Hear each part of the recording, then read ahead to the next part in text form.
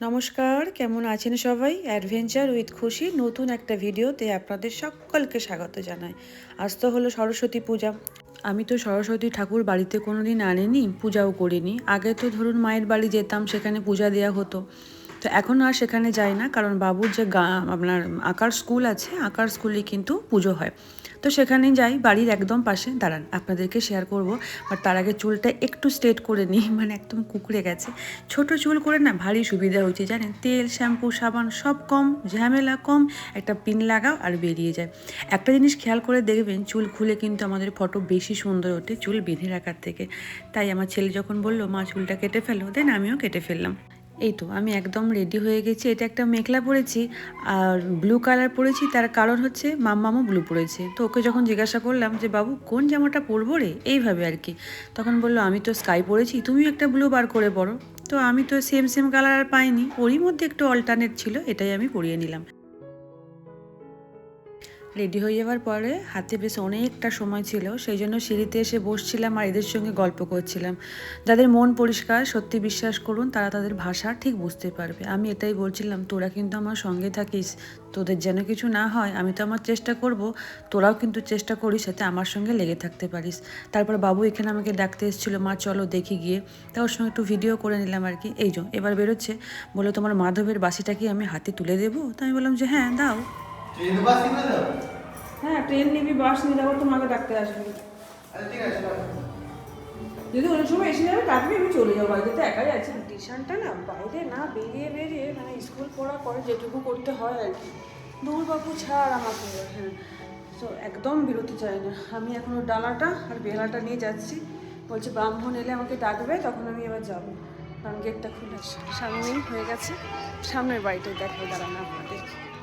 জানেন তো সরস্বতী পূজাটা কবে সেটা আমি ভুলেই গিয়েছিলাম, মানে ডেট গন্ডগোল হয়ে গেছে। বাবুই আমাকে বলল। আসলে সময় আর বয়সের সাথে সাথে সবই আমরা একটু মানে অন্যরকম হয়ে যায় আর কি। ছোটোবেলায় সে তো ব্লাউজ মোড়ার ধুম, মা তোমার কোন শাড়িটা পরবো সেটার একটা ধুম, কোন জুয়েলারিটা পরবো। মা যেত বেজায় রেগে, কারণ আমরা ছিলাম দুই বোন আর আমি একটু সাজুগুজু করতে বরাবরই ভালোবাসতাম। যাই হোক, এখন গল্প বাদ দিন। এটা হলো ওদের ড্রয়িং স্কুল আর এটা ওদের ম্যাম এঁকেছে। ওরা সব কাজ করেই ফেলেছে অবশ্যই। তো লাস্টে ওই লেবুটা ছিল, তো আমি বললাম দাও তাহলে আমি একটু মানে ছাড়িয়ে দিই। আর এই তো আপনারা সকলেই চেনেন, এটা হলো ড্রয়িং স্কুলের ম্যাম, পূজা ম্যাম। তো এখন তুমি এই ভিডিওগুলো ইউটিউবে দেবে না, তাই তো? তোমার একটু দেখেছিলাম আমি। হ্যাঁ, ইউটিউবে দেখেছিলাম। ওই আমাদের এখানে সরস্বতী পুজো আগের বার হয়েছিল না, আমি ভিডিও করেছি। ও আচ্ছা আচ্ছা, ওটাই। ঠিক আছে ঠিক আছে, থ্যাংক ইউ। চলুন, ঈশ্বর না চাইলে কিছুই হয় না। একটা মালা পরানো ছিল, বাট মায়ের বোধহয় মালাটা পছন্দ হয়নি, চেঞ্জ করে নিয়ে নিয়েছি নিজে নিজেই। এই যে এখন যেহেতু বসন্ত পঞ্চমী, তাই বাসন্তী কালারেরই পড়বে মা সরস্বতী, এই আর কি। চলুন চলুন, এবার অঞ্জলিটা দিয়ে ফেলি।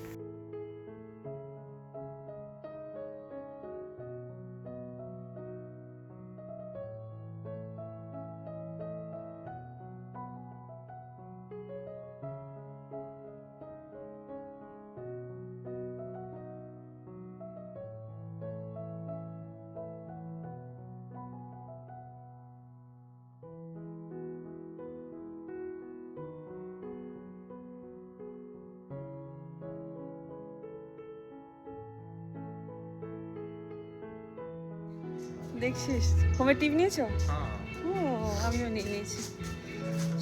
এখন প্রায় 2:30 মতন বেজে গেছে। এখন আমি ওইলি মিশন আছে ভালো। ঠিক আছে, খেয়ে যাবে তো? এই দাও তো, অ্যাকশন দাও তো। তুমি কি দরজাটা খুলতে পারবে একা একা? কেন তুই খাবি না?